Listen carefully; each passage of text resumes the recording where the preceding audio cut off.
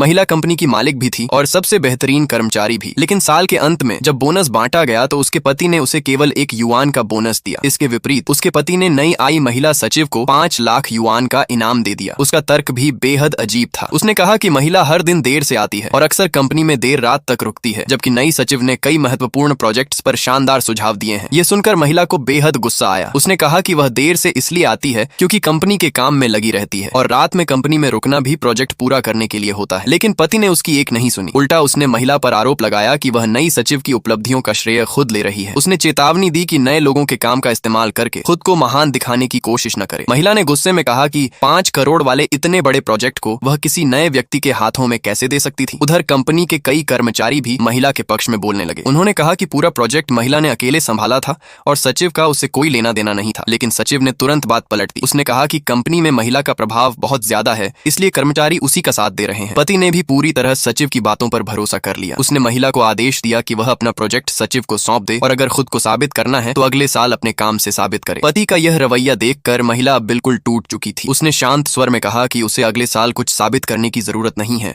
क्योंकि वह अभी इस्तीफा दे रही है। पति ने उसकी बात को मजाक समझा। उसने कहा कि वह सिर्फ ध्यान खींचने के लिए नाटक कर रही है और वह कभी नौकरी छोड़ ही नहीं सकती। असल में महिला पहले ही फैसला कर चुकी थी। उसने अपने सभी प्रोजेक्ट सौंप दिए और फिर तुरंत मिस्टर गू को फोन किया। उसने कहा कि वह उनके ग्रुप में शामिल होने के लिए तैयार है, लेकिन उसकी एक शर्त है कि उसका बोनस 1 युआन से कम नहीं होना चाहिए। यह सुनकर मिस्टर गू हंस पड़े। उन्होंने कहा कि उसके जैसे प्रतिभाशाली व्यक्ति को तो 100 मिलियन युआन देना भी कम है। अपनी ईमानदारी दिखाने के लिए उन्होंने तुरंत अपने सहायक को आदेश दिया कि महिला के खाते में 500 मिलियन युआन एडवांस के रूप में ट्रांसफर कर दिए जाए। इसके बाद महिला तलाक के कागज लेकर अपने पति के पास पहुंची। लेकिन जैसे ही वह ऑफिस में दाखिल हुई, उसने अपने पति और महिला सचिव को एक साथ अंतरंग हालत में देख लिया। सचिव पूछ रही थी कि क्या उसे डर नहीं लगता कि उसकी पत्नी सच में चली जाएगी और कभी वापस नहीं आएगी। पति ने हंसते हुए कहा कि उसकी पत्नी उससे बहुत प्यार करती है और कभी उसे छोड़कर नहीं जा सकती। उसने कहा कि थोड़ी देर बाद वह खुद वापस लौट आएगी।